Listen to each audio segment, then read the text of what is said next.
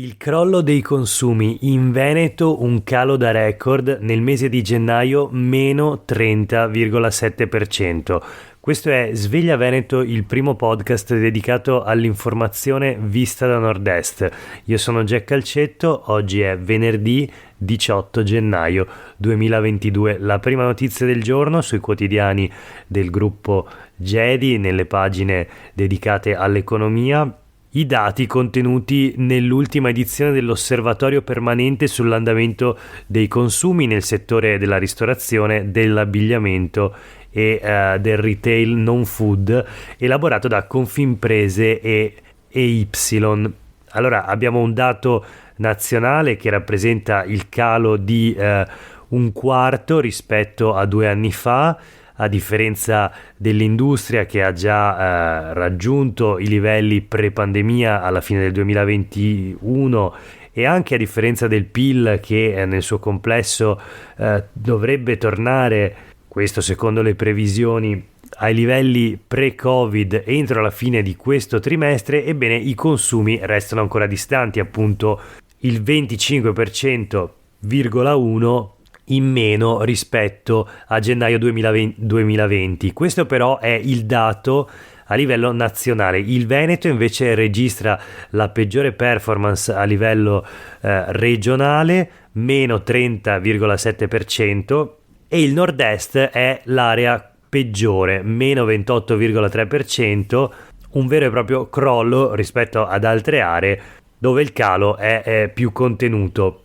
Il settore più colpito è quello dell'abbigliamento e degli accessori. Qui il calo dei consumi raggiunge quasi il 40% a confronto con gennaio 2020 sempre, e è interessante un altro dato che riguarda le categorie commerciali, cioè i negozi di prossimità confermano la migliore capacità di tenuta. Il calo è soltanto, si fa per dire, del 12,9% sul gennaio 2020, mentre crollano centri commerciali e high street. Insomma, la ripresa dal punto di vista dei consumi in Veneto e in Italia è ancora molto molto lontana. Voltiamo pagina e parliamo delle reazioni alle dichiarazioni del presidente della Giunta regionale del Veneto, Luca Zaia, che ieri ha commentato la situazione gravissima dell'emergenza energetica e si è espresso a favore del nucleare e ha anche fatto alcune aperture rispetto alle estrazioni di gas. Dichiarazioni che hanno sollevato una vera e propria bufera, sono praticamente tutti contrari. Ieri avevamo visto le prime reazioni politiche da parte dell'opposizione, ma vediamo oggi sulle pagine dei quotidiani del gruppo Gedi. Dal Polesine i presidenti dei consorzi di bonifica e i sindaci hanno ribadito il loro deciso rifiuto alla soluzione delle trivelle. Le estrazioni in Alto Adriatico sarebbero la nostra morte, dicono, no alle trivelle o finiamo sott'acqua. Questo per quanto riguarda appunto le estrazioni di gas, ma è sul nucleare ovviamente che si concentra la maggior parte delle critiche. Un muro di no alle centrali, ci sono i consiglieri di opposizione in consiglio regionale, ma c'è anche la CGIL contro la proposta di Zaia, sia per quanto riguarda le estrazioni. Trivellare nell'Alto Adriatico, dice Cristian Ferrari della CGIL del Veneto, è una scelta sbagliata. Chiede sostegni economici per le famiglie per far fronte al caro bollette e soprattutto un maggiore impegno per risolvere le tensioni in Europa. Le dichiarazioni di Zaia, dice sempre Cristian Ferrari, vanno nella direzione sbagliata. Invece dalla parte di Zaia soltanto gli industriali. Il presidente di Confindustria del Veneto, Enrico Carraro, a dir la verità è soltanto parzialmente d'accordo con il presidente della giunta regionale. Infatti dice che il nucleare sarebbe complicato ed è meglio il gas. Spiega sulle pagine del Gazzettino che il nucleare, secondo appunto Confindustria, andrebbe bene per il futuro, ma nel breve termine serve aumentare subito le estrazioni, quindi una posizione leggermente diversa da quella del presidente della giunta regionale anche in questo caso. Zaia, che si difende con un'intervista sulle pagine del Corriere del Veneto in cui torna a insistere soprattutto, anzi precisamente, sul nucleare, dicendo sostanzialmente che ce n'è assoluto bisogno e sostanzialmente ribadendo la sua posizione nonostante le numerosissime critiche che la rendono di fatto una posizione isolata. Ci spostiamo adesso nella Bassa Padovana, a Schiavonia, dove domani è previsto il sit-in dei sindaci che chiedono lo stop al Covid Hospital, chiedono la fine alla diversità di trattamento da parte della regione. Ci saranno i primi cittadini, la politica, le associazioni domani alle 10:30 a Monselice.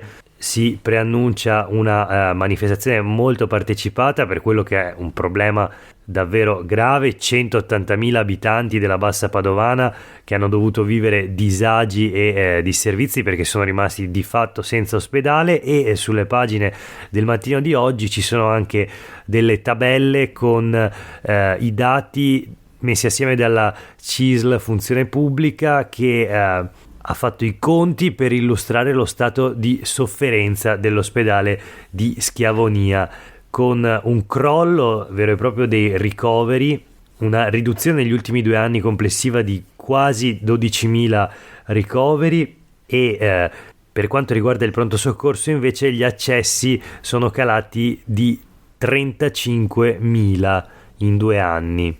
Numeri veramente importantissimi che descrivono appunto la crisi, l'emergenza dell'ospedale di Schiavonia.